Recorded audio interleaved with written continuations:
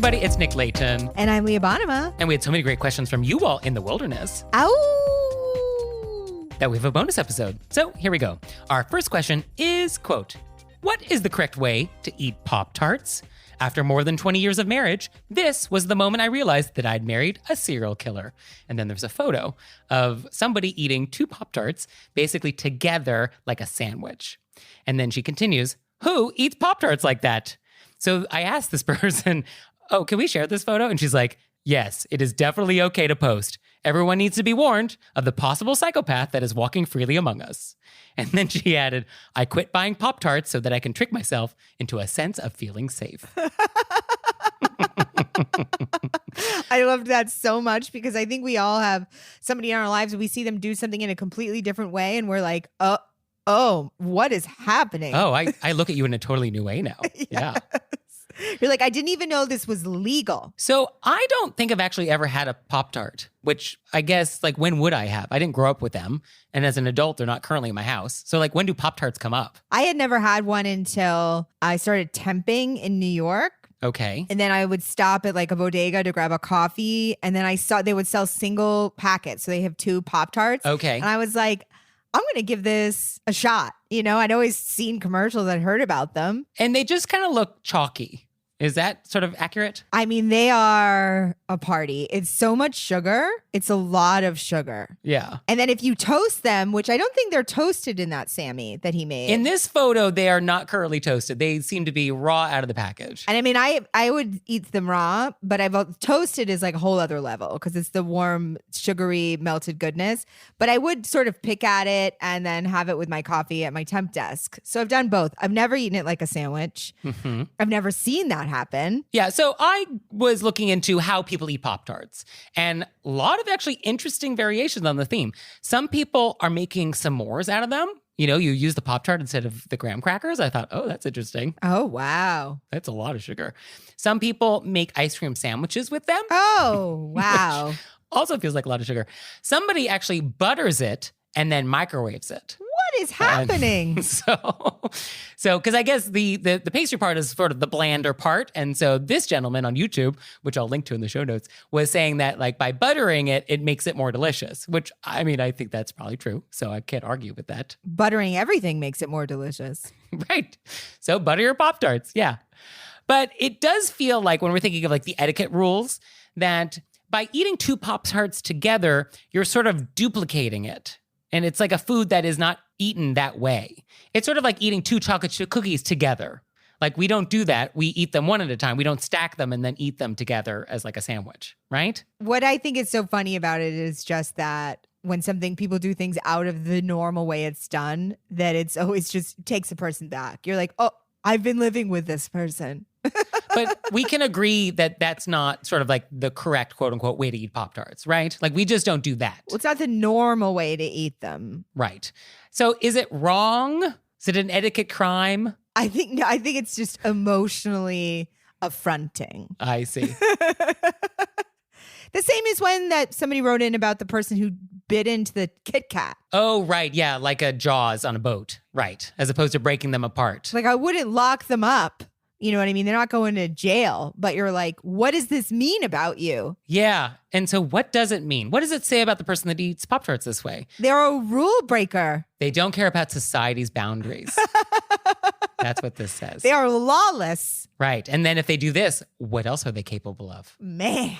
I guess that's really the implication. Like, Yes. This is a gateway food item. Like, where does it end? Yeah, it's that thing where I should have recognized this when I saw the Pop-Tart. Mm-hmm. Mm-hmm. Like, oh, I didn't take that seriously. Yeah. So should I try a Pop-Tart or is it okay that I've gone this far? I don't think that you will like it. Oh, I'm pretty sure I won't like it. Yeah. So I mean, it might be interesting if you buttered one or if you did the s'mores to just like really go all in. Because I would want you to have it warm. Uh-huh. And so maybe if you really overdid it, you know, with the s'more one, it might be more fun. It might be like a fun thing that you did. Okay, my next campfire. Our next question is, quote, I'm getting married soon, and I want my bridal party to know that I don't expect them to get us any gifts. I'm trying to be mindful of the fact they're spending money just to travel to join us and throw me a bachelorette party. I think I'm a low-key bride, and they can wear whatever they want, decide whether they want professional makeup and hair done, etc. And I want to be clear that I'm not expecting gifts, but I don't want to imply that people can't afford our fairly modest bridal party expenses. How can I word it? Should I read what I wrote? Sure, yeah. So I think an option would be, it means so much to us to have you with us. Your support and presence are all we need for gifts. Okay, so you want to go with the your presence is our present approach. Yeah, presence with a C. Mm-hmm. And your support and sharing this moment with us is all we want. Yeah. Is all the gift we want. Mm. Thank you so much for being here with us. Meh. Why didn't you like it? Well, I just don't like the no gifts wording on like the invitation because we're not actually supposed to be expecting gifts. And so then you have now made it about gifts, and then now there's this weird thing about gifts now. Well, I think this is going to her bridal party, so it's not on the invitation. I assume this is like a group girls or people email. Yeah, I mean, I guess you could do it as a mass email sort of thing. I think more effective, though, is probably just to tell the one best friend who knows everybody that this is kind of like what I want everybody to know, and then subcontract. Let that friend just let everybody know. Like, we don't need gifts. I think that works too. But I would mention that some people actually like giving gifts and actually take great pleasure in that and enjoy the act of like finding something you might like and actually enjoy watching you open the gift. And so some people actually do enjoy that process. And as a reminder, gifts don't have to be expensive. They can also be tokens. And so you might not be expecting gifts, but what you're really saying is you're not expecting expensive gifts. I think this person just wants to let people off the hook if, they spent money on the things and which I hear what you're saying. She just doesn't want people to feel like they have to spend any more money. Right, that's fine. But I think everybody should just remember that gifts don't actually have to equal money necessarily. And so you could just actually say nothing and not have expectations. Don't register for the Baccarat crystal goblets. And if somebody wants to buy you a gift, they can just do it within their budget. And that should be fine, whatever their budget is. But I do think it's totally fine if it's something that's taking up your mental space because you really want to make sure people know that, to send out a group email to your bridal party and be like, you being with me is really what I want. Please don't worry about any other kind of gifts. Yeah, although I think if I received that, I would probably then now privately message somebody else in the group and be like, what do you think this means? Who among us can't afford gifts? Like, what is this really about? Who's this email really for? I imagine, I don't know, maybe my friends are more gossipy. I don't think so. I think if my guess is that, like, say I sent that out, I think everybody would know that it was because I was feeling like I don't want people to take on. If you sent it out, yes, we would know that this is about your crippling anxiety and that you were trying to avoid that. Sure. Okay. And I think that this person people aren't going to think that they're thinking that there's one person who's Yeah, maybe not. But also I think the thing that you said about telling the bridesmaid. Yeah, the maid of honor. And then they tell the other people, that works too. Yeah, I mean, if the idea is to get the word out, like that would also work. All right, so if we agree that we can send an email, then I guess how do we word it? I guess that's the question. I think just send it from the heart. It means so much to her that they're spending this time with her and supporting her and being there to celebrate this moment. And that's all the gift that she wants. Yeah, I guess if you are going to send that email, that direct, polite, what is this really about? Let's not try and be clever. Let's not try and like have a little poem and just like straight up just say like, it's really not something I'm expecting and like, don't worry about it. Yeah. And just say how you really feel, that their friendship and them sharing this with you is what you really want. So our next question is, quote, it's a mother-in-law question. She comes and visits about twice a year, and the first time she came, she was appalled because we do not have tissues in the house. So I made sure that the next time she came, I had tissues for her. Well, then she was annoyed because they did not have lotion, and it bothered her nose. So then the next time she came, I made sure they were lotion tissues, and then she was annoyed because the lotion also bothered her nose. So I guess looking back at this, I'm just wondering, for guests, what are correct expectations of the host? And for a host, how can we be accommodating without just losing our minds? What I think is so funny is that it's not really a question for guests. This is a specific guest. Yeah, this is one person. Yeah. This is also not about tissues. Yeah, exactly. It's always going to be something. So it's not like a friend is over and is like, what's up with your tissues? Right. And then your friend comes back and be like, this isn't my lotion. I don't think that would happen outside of the specific guest we're talking about. Yeah. I mean, there are just relationships that we have where you can't win. You just can't win. You will never win. You will never be able to win here. And so I think just acknowledging that is going to go a long way in your sanity. Mm-hmm. Because I don't think, if this was just a question about hosts and guests in general, I don't think that a guest would bring up that it's not the kind of tissue they like. No. I think a guest would try to figure out how to make do. They might go to the washroom and pull a tissue paper. You know what I mean? It wouldn't be, the guest would try to figure it, Yeah. Or the guest would be like, oh, I'm coming to town. Would you mind picking up this specific brand for me? As opposed to like, these tissues are wrong, but I'm not going to tell you which ones are right. I'm just going to let you guess. I can't imagine asking my host to get me tissues. I would just bring if I had like such particular tissue taste, I would bring it with me. I mean, tissues is maybe the wrong example, but there could be like a specific type of milk that you drink for your coffee. Like, let's say you're a whole milk only kind of person. So you could request like, oh, would you mind picking up some whole milk for coffee? If you knew you were going to a household that like had their coffee black and didn't keep milk in the house. Like that could be a request. I would do it if they asked me, hey, do you have any requests? But if they didn't ask me and I was going to be a guest in their house, I would be like, when they picked me up or when I got there, I'd be like, I'm just going to do a run because I love having whole milk. Yeah, no, that would be the nicer way to do it. I don't think I would send in advance my requesting list of things I expected to be in the household. Yeah, I guess if not invited to do so.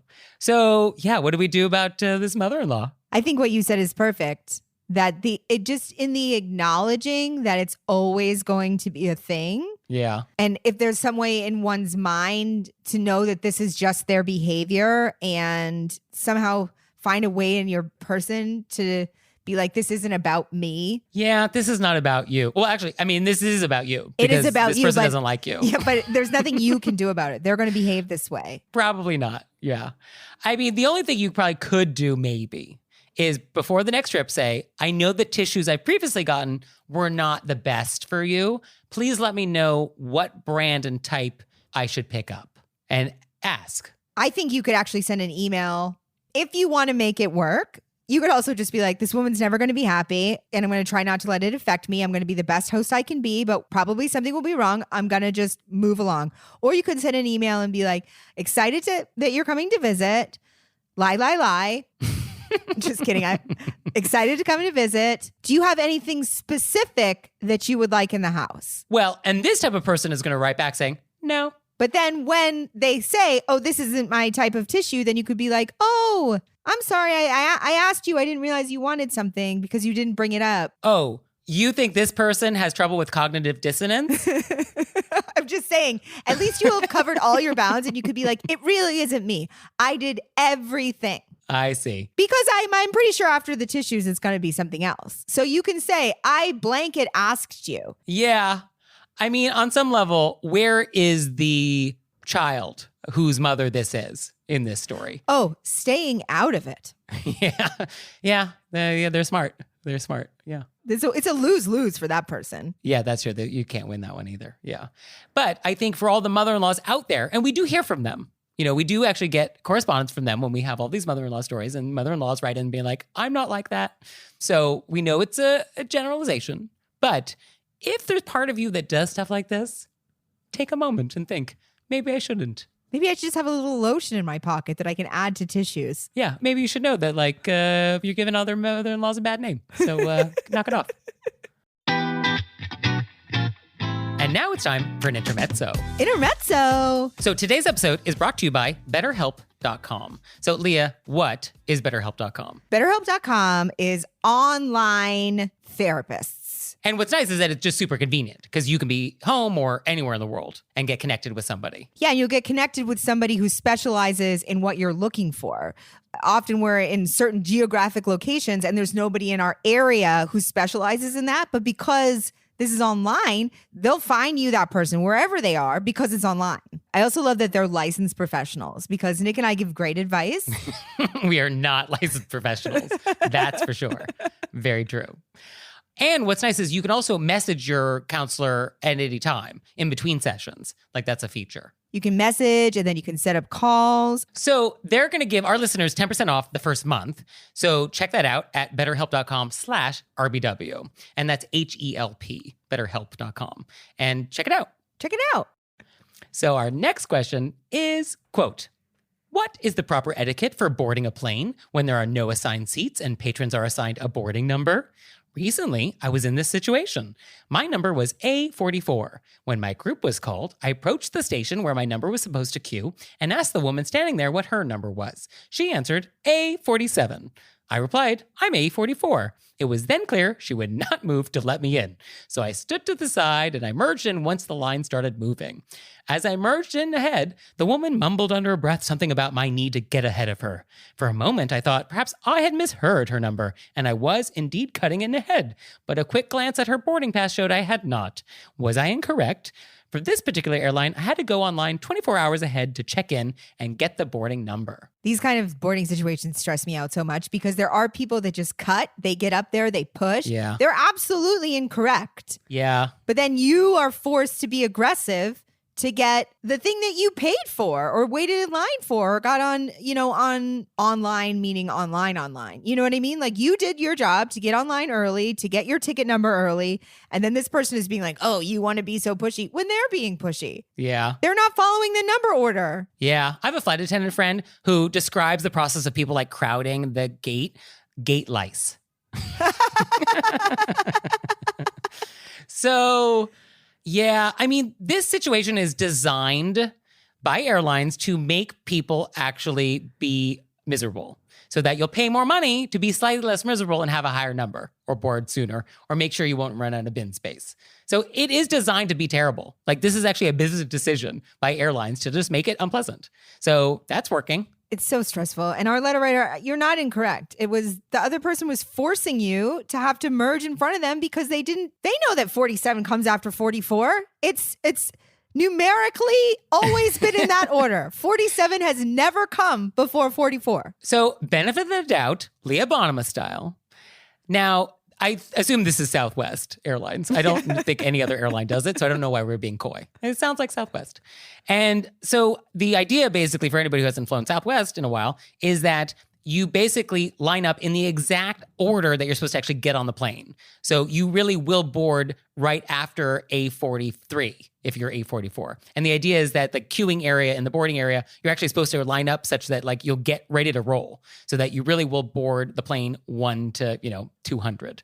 So that is not how most airlines do it. So I can see a world that this person is not familiar with this and was perhaps confused and just thought like, oh, all of us together in this group, A40 through A50, we all just kind of go at the same time. It's not actually in order. There's a world in which that's possible. There is a very far away. You think that's remote? Very far away and a world with very few moons and I see. Okay, only on Tatooine is this happening. Not a lot of dense atmosphere. Okay. That is possible because it's numbered. And I guess in this world, numbers also don't go in order.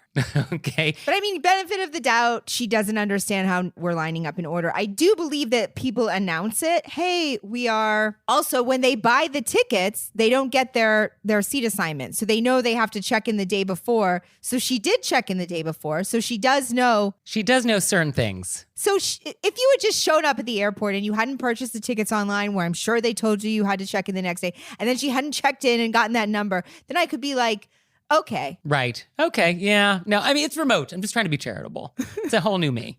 So I think the whole muttering under your breath, that is always a little tricky when it comes to etiquette, unless you are sure you are correct in the etiquette situation. Unless you are sure an etiquette crime is being committed against you.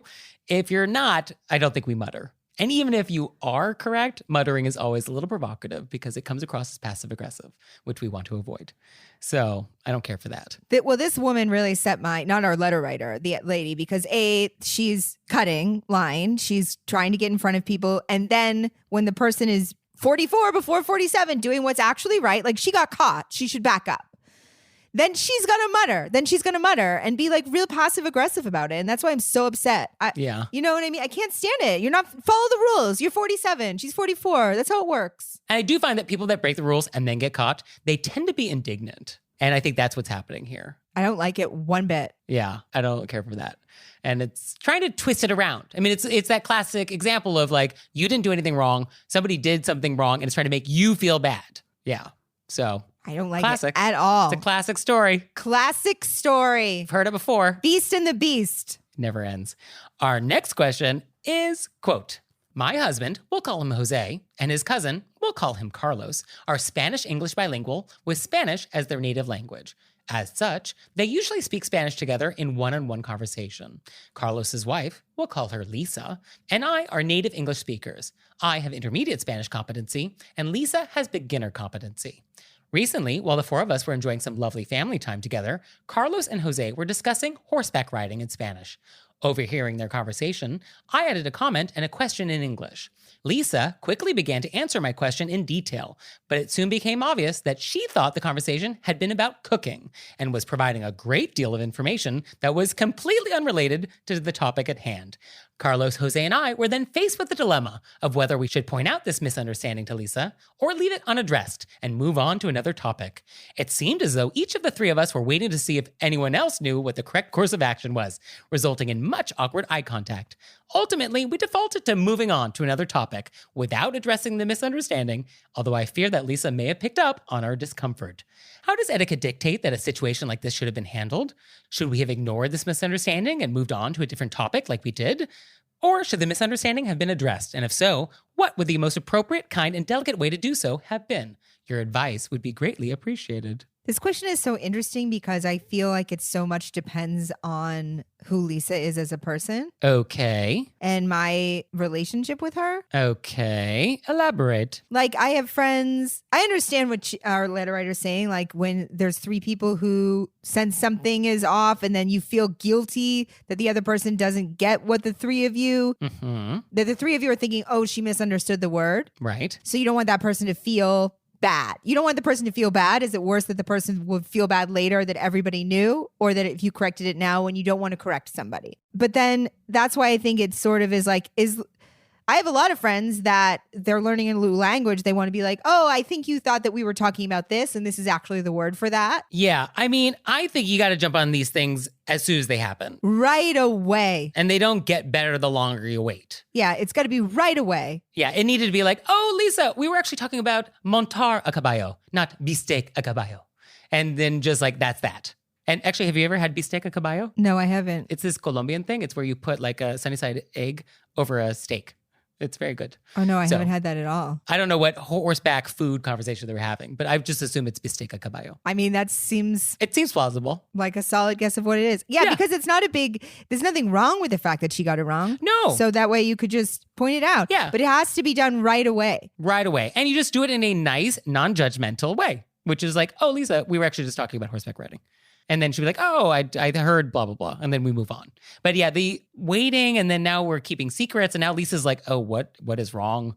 Like, I don't know why they're all being shifty-eyed. Like, that's uncomfortable. I also think that sometimes for me, I know I'd be like, oh, maybe I was wrong. Maybe I got that wrong. And then I would go into my head and be like, maybe she's right and I'm wrong. And then I'm like, what is happening? And then 5 minutes has passed. So that's why I totally understand why that happens. Yeah. I also think if Lisa was brand new to the group, you know what I mean? Lisa's married. Right. She's married into this family, like with you, and like you guys are all relatives. Yeah. And so I think it's totally fine. Yeah, like, oh, it's Lisa, totally fine. We were talking about horseback riding. And I think as a person, like I like learning a new language. I like to know what word I thought was another word. Yeah. I mean, I think this is a learning opportunity as well. The key is just like, are you doing it in a nice way? No, I think that's what it is. Just presenting it like non-judgmentally. And then also I do think that what I was trying to say is that some people like to learn and they don't feel embarrassed in front of, and then some people get very embarrassed. And so that would be a key part to the equation for me. What type of person is it? So if Lisa is somebody who is embarrassed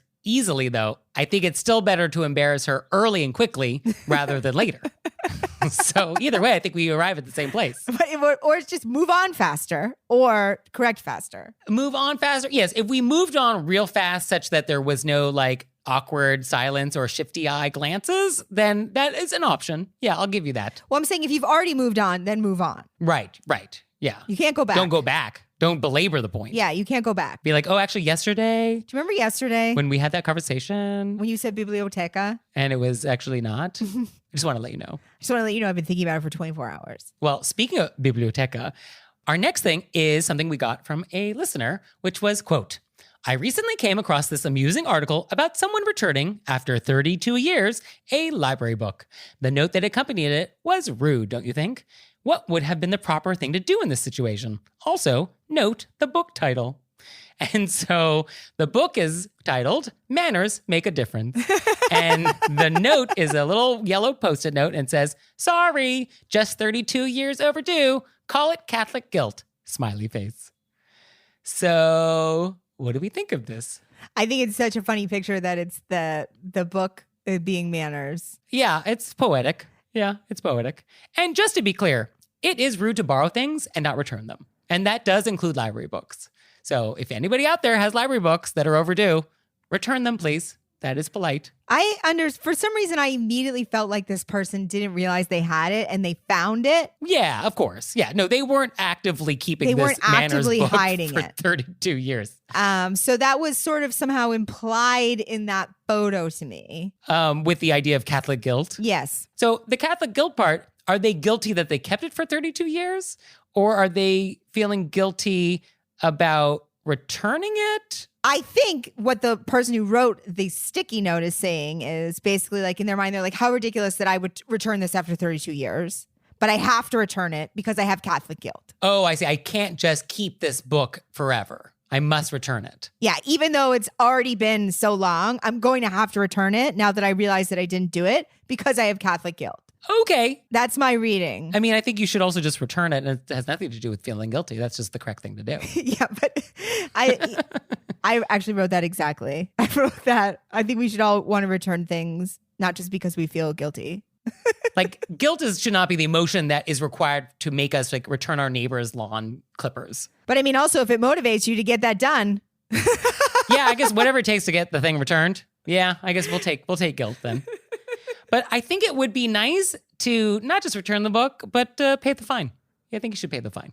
I think that would be nice for this poor library that has been missing this book for 3 decades. I wonder what the fine is on that. Funny you should ask. So I looked into that, and this actually took place in Eastern England, so it was in pounds. But if you translate to dollars, it's about $1,100. Oh, wow. So serious fine for 30 years. But I think this library probably could use $1,000. So something to consider if you really feel guilty. You might want to write a check. What do you think our letter writer finds to be the rudest part? I think our letter writer is bothered, and I'm a little bothered by it, by the casual nature of the Post-it note. The smiley face. It feels like the weight of the apology is not sufficient for the crime committed. Oh, I understand. Feels like they're taking it a little lightly. And I want a little more repentance out of this. I want a little more like, I'm so sorry that this happened. I want a little more deeper regret than just a anonymous Post-it note. Okay. I couldn't tell if it was the term Catholic guilt or if it was the Post-it note. So that's why I just wanted, I always want more. I'm like, I want more details. I want You're more greedy, about Leah. your feelings. I'm greedy. greedy with our letter writers. Give me all the details. But I think that's probably what was rude about it, is that it was sort of a little too casual. And I think we want a little more thoughtfulness. And I think it's that lack of thoughtfulness. Like, you were already thoughtless by like forgetting to return this book. And you've just sort of compounded that by just sort of like tossing the book back with a Post-it note, being like, sorry. Which ironically is about manners. They clearly didn't read it. Because if they read it, they probably would have finished reading it and returned it 32 years ago. So they just never got around to it. At least they brought it back. Although I actually looked into this manners book, and it's so antiquated and outdated that it's like, this is not a useful reference material anymore. They could have brought that one back and then also gifted the library a new one. Yeah, there was just a lot of missed opportunities here, but oh well. So do you have some etiquette questions for us that are overdue? Let us know. Send them to us and we'll waive the fine. You can send them to us through our website, wereraisedbywolves.com, or you can leave us a voicemail or send us a text message, 267-CALL-RBW. And we'll see you next time. Bye. Bye.